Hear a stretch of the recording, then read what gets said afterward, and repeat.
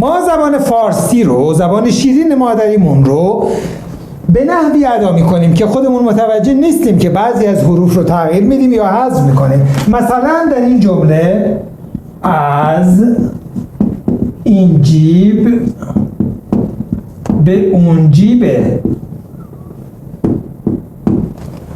از این جیب به اون جیبه، در حالی که ما اینا اینجوری تلفظ میکنیم این جیب به اون جیبه، حرف ز حذف میشه، این جیب، این جیب به اون جیبه. در زبان انگلیسی هم همین کار میکنیم. مثلا got it، گرفتمش، که در اصل اینجوریه I got it، که آی هم حذف شده. got it چجوری تلفظ میشه؟ اینجا حرف تی، حرف تی مثل تی فارسی تلفظ نمیشه. got it، got it،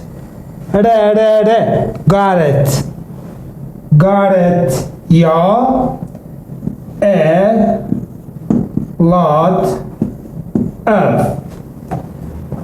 a lot of، a lot of. این تی هم در اینجا در دیکشنری لانگمن به این شکل نمایش داده میشه موقع تلفظ،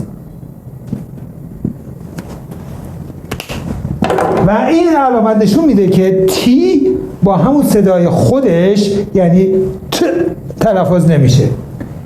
A lot of، a lot of، a lot of، got it، got it یا a lot of درست نیست. got it، a lot of، این جیب به اون جیبه.